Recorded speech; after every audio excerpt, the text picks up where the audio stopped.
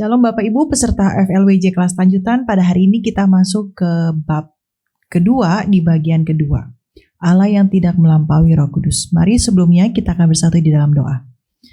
Bapak, terima kasih pada hari ini kami bersatu hati, kami berkumpul untuk kami mendengarkan firman-Mu. Berilah hamba-Mu ini hikmat, inspirasi Roh Kudus untuk menyampaikan hati-Mu Bapa. Dan kiranya firman yang disampaikan sungguh menjadi perintah, menjadi berkat dan hidup bagi roh jiwa kami. Berikan semua para peserta hikmat dan inspirasi yang sama, agar sungguh dapat mengerti firman yang diberitakan. Dan sungguh tidak hanya menjadi pendengar, tapi sungguh menjadi pelaku firman-Mu. Dan kiranya kami dimampukan hanya melalui Roh Kudus. Terima kasih Bapa, dalam nama Tuhan Yesus Kristus kami sudah berdoa dan mengucap syukur. Amin. Bapak Ibu, hari ini kita masih di bab yang sama, Allah yang tidak melampaui Roh Kudus. Yuk kita baca kembali ayatnya dari Yohanes 20 ayat 22. Dan sesudah berkata demikian, ia mengembusi mereka dan berkata, "Terimalah Roh Kudus." Apa yang Allah katakan? Terimalah Roh Kudus. Jadi Allah menghendaki setiap umat manusia untuk menerima Roh Kudus. Allah yang kita sembah penuh kasih, Dia mencurahkan darahnya melalui anak yang tunggal, darah anak yang tunggal satu-satunya, sehingga setiap umat manusia tanpa pandang bulu, tanpa pandang latar belakang suku ataupun ras, semua mendapat kasih karunia yang sama. Janji keselamatan hidup kekal. Dan bahkan diberikan kuasa yang berlaku secara universal. Betapa besar kasih Allah kita bagi manusia. Dan janji Allah diberikan bagi setiap orang yang percaya. Dengan cuma-cuma diberikan. Tetapi bagaimana dengan mereka yang tidak percaya? Yohanes 16 ayat 9 katakan, mereka tetap berdosa karena mereka tidak percaya. Maka firman selalu menyerukan, percayalah, percayalah, bertobatlah, percayalah, percayalah. Yesus selalu katakan, percayalah, imanmu menyelamatkan. Imanmu menyelamatkanmu. Bapak Ibu yang saya kasih di dalam Kristus, Allah begitu mengasihi kita. Setelah kita percaya kepada Yesus, dengan segenap hati kita, dengan segenap roh jiwa kita, maka ada suatu hadiah yang besar yang Allah berikan buat kita. Apa itu? Yaitu Roh Kudus sebagai Parakletos yang menghibur, mengingatkan, mengajar, menuntun. Roh Kudus memberikan hidup bagi manusia. Dia yang membangkitkan manusia pada akhir zaman. Roma 8 ayat 11 katakan, roh yang membangkitkan. Bapak Ibu, tanpa tujuan kebangkitan, iman kita tidak ada kekuatan, tidak ada jaminan, tidak ada hidup. Tapi karena kita memiliki tujuan kebangkitan, maka iman kita menjadi yang hidup. Sungguh Bapak Ibu, dewasa ini begitu banyak orang-orang Kristen. Mereka seperti percaya Yesus dengan mematuhi setengah. Dibaptis sudah, tetapi belum menerima Roh Kudus. Dan tidak sedikit juga yang tidak mengakui adanya Roh Kudus. Tapi kita sudah baca bersama-sama dalam Yohanes, ada sosok Roh Kudus sebagai salah satu daripada esensi ilahi, sebagai salah satu daripada Tritunggal, Bapa, Anak, dan Roh Kudus. Ketika orang percaya Yesus memberi diri dibaptis tanpa menerima Roh Kudus, seperti apa? Kita katakan, saya ingin menjadi mempelai Kristus. Saya melakukan tindakan iman, memberi diri dibaptis, tapi saya tidak percaya Roh Kudus, maka itu seperti apa sih?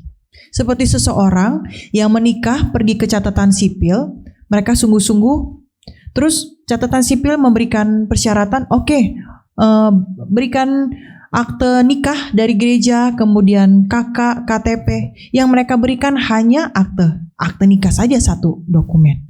Apakah bisa? Gak bisa.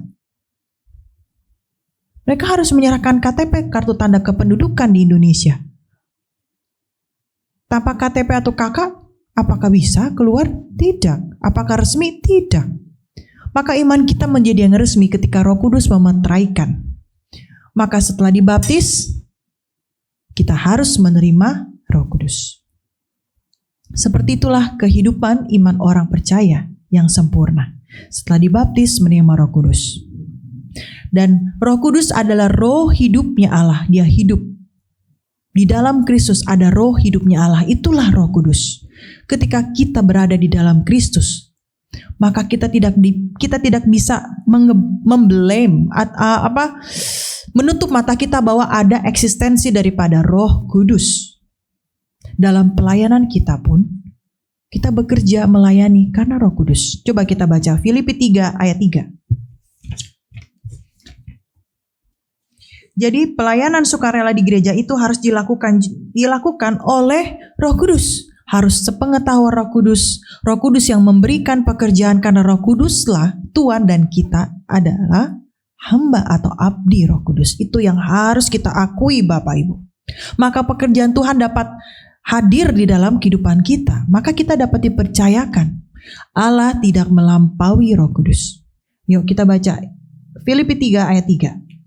Karena kitalah orang-orang bersunat yang beribadah oleh Roh Allah dan bermegah dalam Kristus Yesus dan tidak menaruh percaya pada hal-hal lahiriah.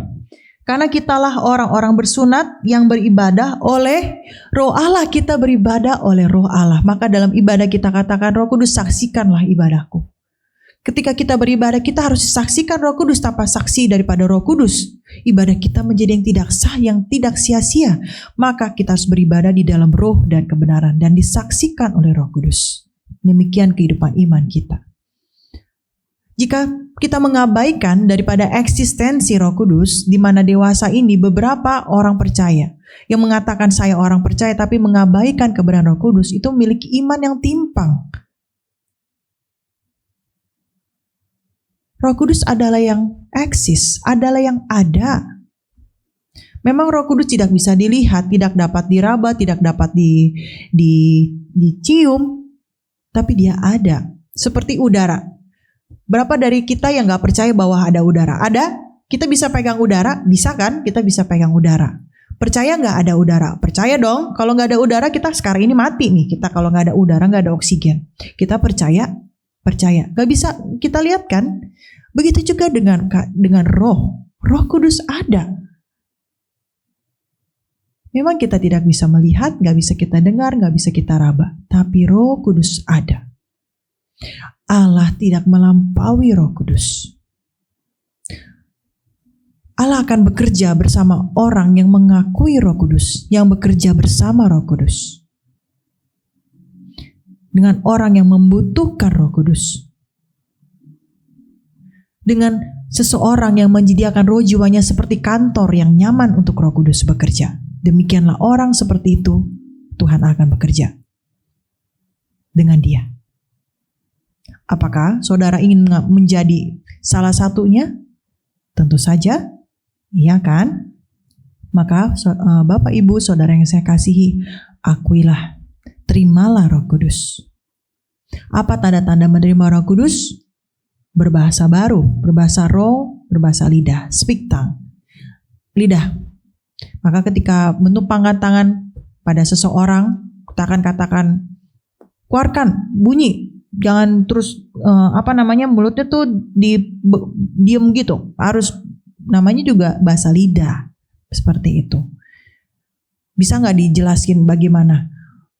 Menerima Roh Kudus bukan sesuatu hal yang yang dapat digambarkan atau diceritakan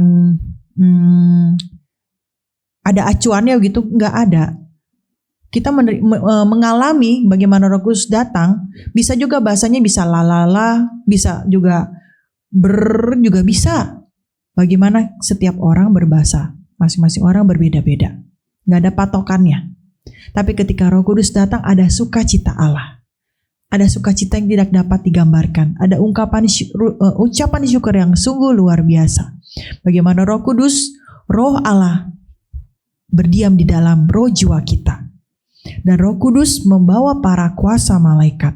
Sehingga Dan sejak saat itu kehidupan iman kita bukanlah kehidupan yang biasa-biasa Bapak Ibu. Kita memiliki para kuasa, seperti memiliki bodyguard. Ada penjagaan, ada pertolongan Tuhan dalam kehidupan kita. Demikian. Bapak Ibu yang saya kasihi, tanpa Roh Kudus orang tidak pernah dapat menjadi seorang hamba. Ataupun memanggil Yesus itu Tuhan. Tanpa Roh Kudus bahkan para nabi sekalipun tidak dapat dilahirkan kembali sebagai anak Allah. Bapak Ibu, Roh Kudus adalah Tuhan dan kita adalah abdi Roh Kudus. Maka ketika kita bekerja pekerjaan Tuhan, kita harus menempatkan diri kita sebagai pelayan dan hamba. Atau hamba. Dan Roh Kudus adalah Tuhan kita. Diseret, kita harus membiarkan diri kita diseret Roh Kudus kemanapun Roh Kudus menginginkan kita untuk pergi, memberitakan Injil kah, melakukan pekerjaan ini dan itu. Demikian kehidupan iman kita, kehidupan iman yang penuh arti. Bapak Ibu, kita harus memandang iman dengan pikiran yang positif. Sehingga kita tidak ada kerugian di dalam Kristus. Ada suatu prinsip ekonomi yang Tuhan ajarkan buat kita. Kalau di dalam dunia, orang selalu berhitung. Saya memberikan segini kepada orang itu memberikan saya seberapa banyak ya. Kalau saya berikan segini, dia akan memberikan saya berapa. Kalau saya berikan segini, dia berikan saya berapa. Orang terkadang memperhitungkan untung dan rugi dalam hubungan. Tapi Bapak Ibu tahu, suatu prinsip ekonomi yang Allah kita ajarkan, yang Yesus ajarkan, prinsip ekonomi yang gak ada ruginya Bapak Ibu. Jika kita bekerja buat Tuhan, kita menginvestasikan hidup kita, diri kita buat Tuhan, apakah ada rugi? Gak ada Bapak Ibu. Bahkan bisa berkembang 10 kali lipat, 100 kali lipat. Kita lihat bagaimana Tuhan Yesus, dia memberi makan 5.000 orang dengan 5 roti dan 2 ikan. Hanya dengan 5 roti dan 2 ikan.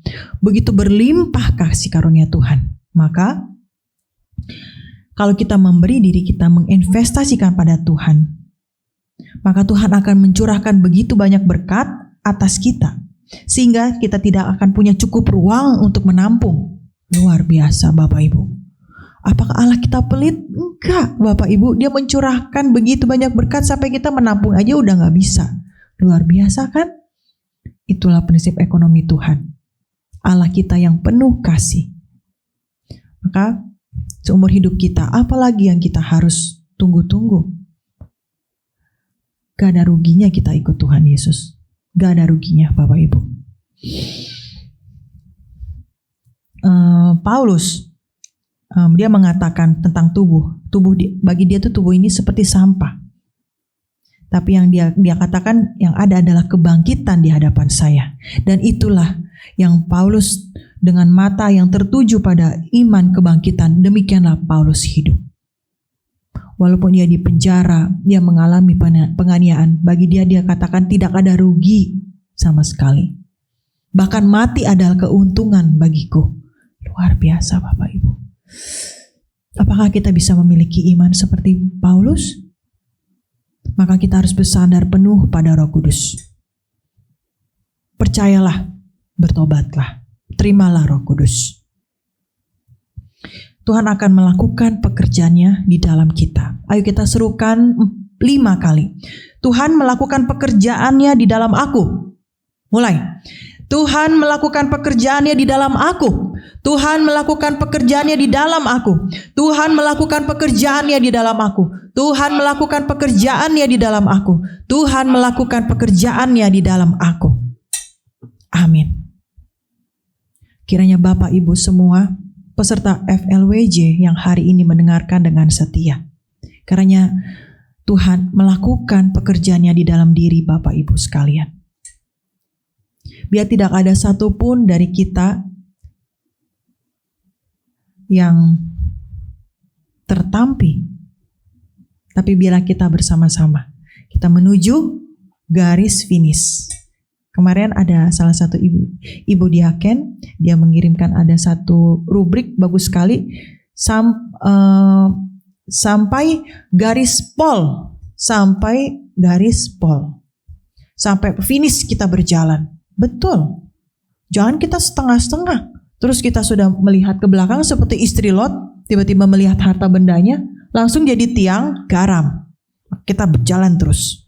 Seperti juga perumpamaan kota perlindungan, terus berlari sampai ke tujuan. Demikianlah iman kita adalah iman kebangkitan. Saya mengingatkan kembali Bapak Ibu, sebagai seorang percaya, bertobat, beri diri dibaptis, menerima Roh Kudus, Tuhan akan melakukan pekerjaannya di dalam diri Bapak Ibu. Peran Roh Kudus bukanlah peran yang enteng Bapak Ibu. Dia memiliki peran besar dalam kehidupan kita. Maka kita jangan blame, kita jangan mengabaikan. Roh Kudus mengajarkan, dia membimbing kita. Dia menginspirasi hati kita, mengingatkan kita dan memimpin kita. Ketika Roh Kudus memimpin hidup kita, ada satu hal yang besar yang kita akan songsong di depan Bapak Ibu. Tapi jika engkau mengabaikan, Allah tidak mengabaikan Roh Kudus, Allah tidak melampaui Roh Kudus. Sekali lagi, Allah tidak dapat memakai orang yang tidak mengakui Roh Kudus. Tanpa Roh Kudus, kita tidak dapat melayani Allah. Tanpa Roh Kudus, kita tidak dapat melayani Allah, Bapak Ibu. Allah hanya mau melihat kebenaran yang disaksikan oleh Roh Kudus. Maka kita harus menjadi abdi Roh Kudus. Jika kita menjadi abdi Roh Kudus, maka apapun yang kita perkatakan, yang kita kerjakan, diakui Allah. Luar biasa. Maka Bapak Ibu, apalagi yang ditunggu? Terimalah Roh Kudus dan bekerjalah bersama Roh Kudus. Mulai saat ini, jika engkau memiliki iman, jangan pernah mengabaikan Roh Kudus. Jangan pernah melampaui Roh Kudus, sebab Allah sendiri tidak pernah melampaui Roh Kudus. Bersandar penuh pada hikmat dan inspirasi Roh Kudus. Kita harus membuka hati kita, membiarkan Roh Kudus bekerja di dalam roh jiwa kita. Maka pekerjaan Tuhan nyata dalam kehidupan iman kita. Demikian firman Tuhan pada hari ini, kiranya dapat memberi berkat rohani bagi setiap roh jiwa yang hari ini mendengar, buat setiap Bapak Ibu yang hari ini mendengar. Mari kita bersatu di dalam doa. Bapa, terima kasih pada hari ini kami telah mendengarkan firman-Mu. Kami sungguh rindu Bapa untuk kami senantiasa bekerja bersama Roh Kudus hingga garis akhir dalam kehidupan iman kami. Dan biarlah kami menyediakan roh jiwa kami seperti kantor yang nyaman agar Roh Kudus bekerja di dalam kami. Senantiasalah bekerja dalam hidup kami. Biarlah pekerjaan Tuhan sungguh menjadi bagian dalam kehidupan iman kami. Pakailah setiap kami. Dalam nama Tuhan Yesus Kristus kami sudah berdoa dan mengucap syukur. Amin. Amin. Baik, demikian firman pada hari ini. Kita akan ketemu kembali minggu depan di bab yang baru. Salam Berea, marilah kita kembali ke Alkitab. Sarange.